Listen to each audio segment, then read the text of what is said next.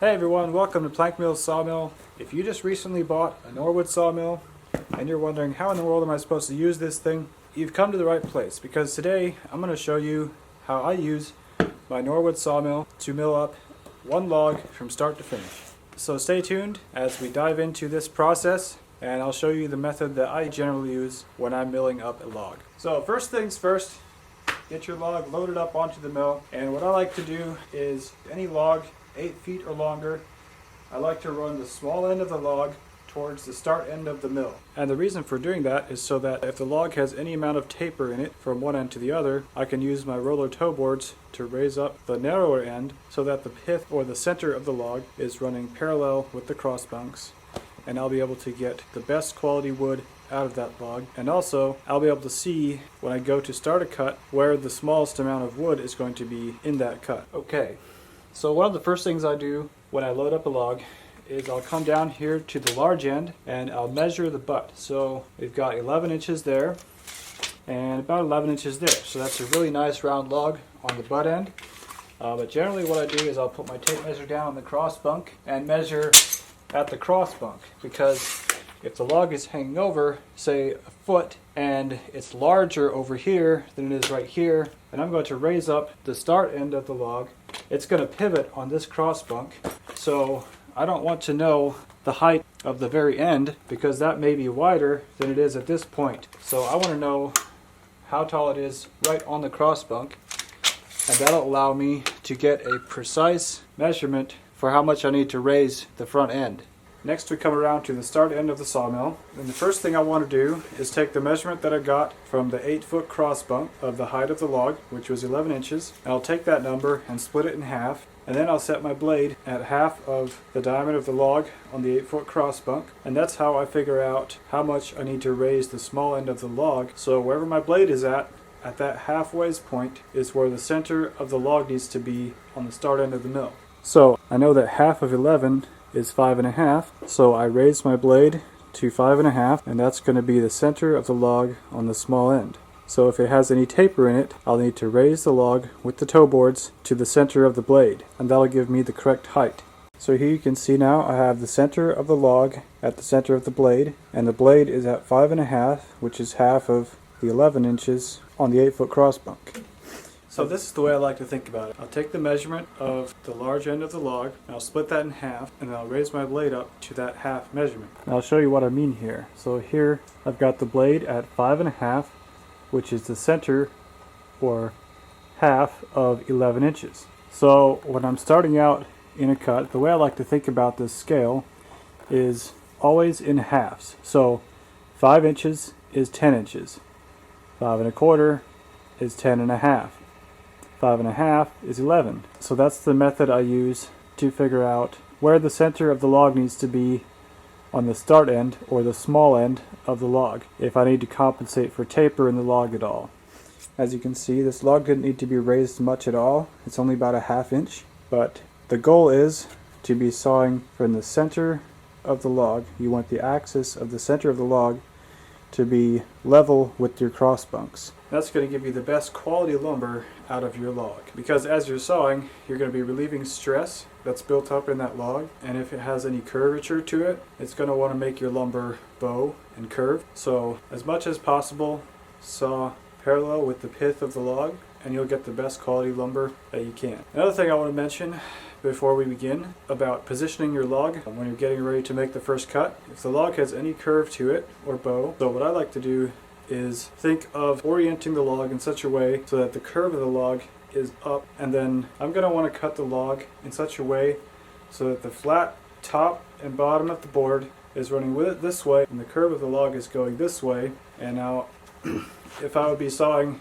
the log this way and the boards are going to be upright with the curve of the log like this, I don't want those boards to be bowing this way. If the boards do any bowing, I'd rather have them bow this way, because that's easier to fix once it's being used for building or whatever it's being used for. It's much easier to fix a board that has a curve in it this way than it does if it has a curve this way. So I always try to think about which way I'm going to be making the boards with the curvature of the log. Alright, now it's time to make your first cut. If I know the size of the lumber that I'm going to be cutting out of this log, So for example, I'm going to be cutting 2x4s, 1.5 by full 4 inches. And the first cut, you can generally just make about 1 inch from the top of the log, so you get a decent amount of flat surface after your first slab cut has been made. So now I'm ready to make my first slab cut at 10 inches. And the reason I chose to cut it there is that I'm going to be able to get about 4 inches of flat surface out of my first cut.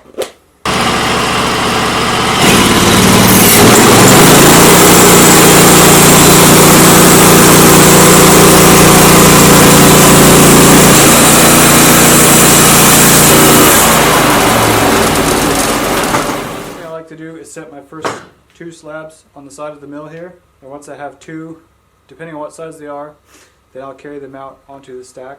That way I'm maximizing my time and energy.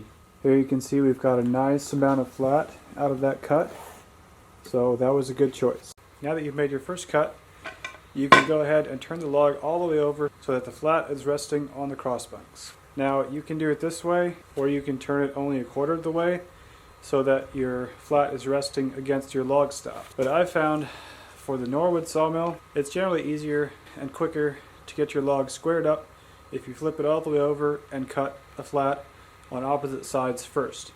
Now that the log is flipped over, you'll want to make sure your log stops are low enough so you won't hit them with the blade, and clamp it in place.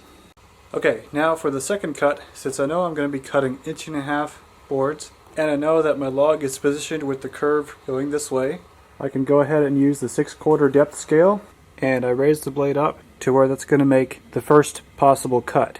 So here is at 8 inches, which is a 6/4 mark. So I know that I don't have enough left on the top of that slab to make another 1.5 board, but what I can do is make a 1-inch board out of that. So from my cut position here at 8 inches, I can go up 1 1/8 inches, which will be 9 1/8, and make a 1-inch cut, and make my first cut at 9 1/8. Then I'll come back down to 8, which is at a 6/4 mark, and make my third cut, which will give me a 1-inch board out of that slab. Sometimes when I'm making a secondary cut like this, I like to make a little mark in the log, like I've done here, and you can see down there is my 1-inch cut mark, so I know exactly where that cut is supposed to be in case I forget.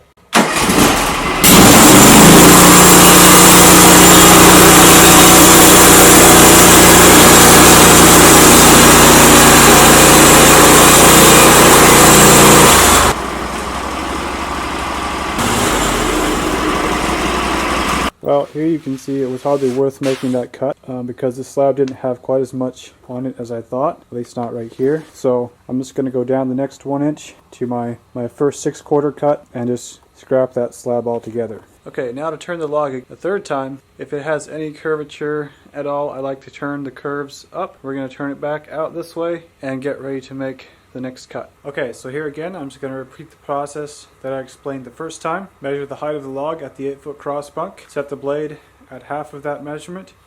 Raise the log up till the center of the small end is at the blade.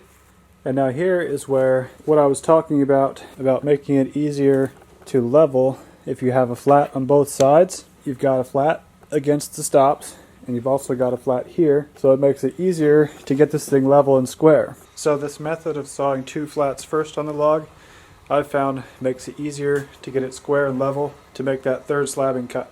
Okay, now we've got the log positioned for the next cut. Now this way, the curvature of the log is running sideways. Now to figure out where to make your first cut, if you know how wide your boards are going to be, so my boards are going to be 4 inches wide. So what I can do is go from the center of the log 2 inches up, which is half of the width of my boards, because I'm taking 4 inches out of the center of the log. And here you can also make a little mark with the saw to let you know where the top of your cant is going to be. And then from there you can also go up 1.5 inches or whatever thickness your boards are and take a board off the side.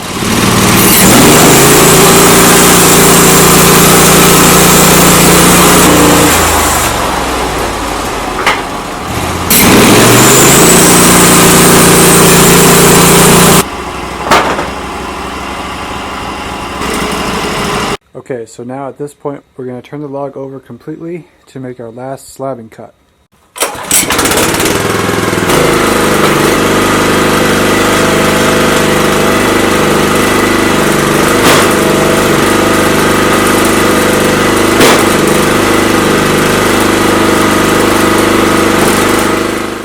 Okay, now for this last slabbing cut, we know that we want to get a 4-inch cant out of the center of that log, and we've already got 1.5 inches marked on the bottom. So what I'm going to do is start my measurement at 4 inches, and I'm going to add 1 5/8 inches for that bottom board that we're going to take off the side, and then I'm going to make a little cut there to mark where 4 inches is, and then from there I can make another 1.5 inch board off the top side of the cant.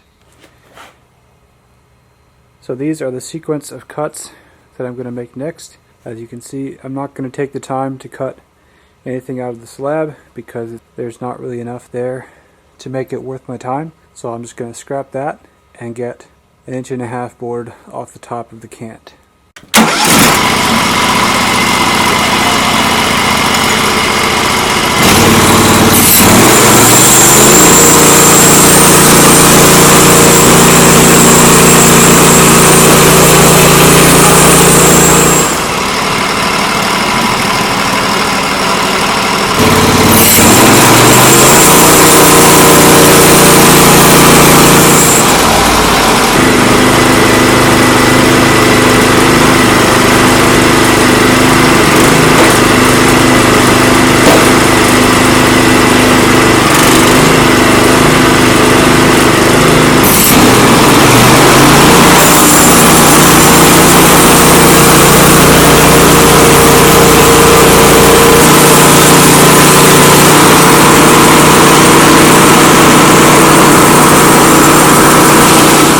So now I've got this log squared down to 4-inch cant where I can just make straight 2x4s out of it. But one last step before we do that is to throw these boards on here that need to be edged that we just cut and edge those down to 4 inches as well.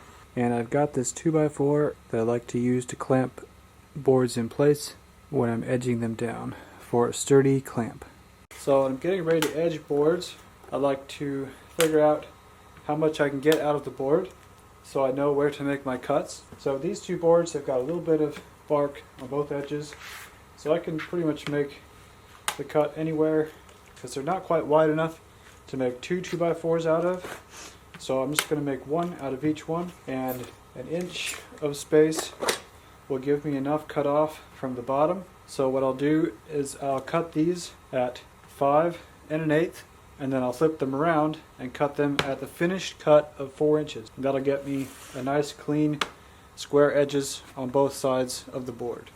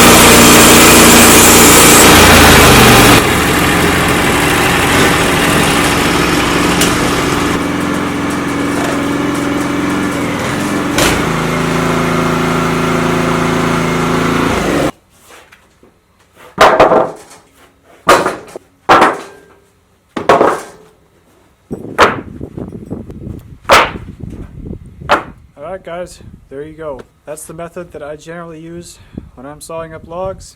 Now there are other methods that you can use, but hopefully this gave you a good starting point. But also, don't be afraid to make mistakes. I made some pretty bad mistakes when I started out, so hopefully this can save you some of those mistakes. But some of it is just learning as you go, and it's okay. We all make mistakes, so get out there, make some sawdust, have fun, be safe, and happy sawing.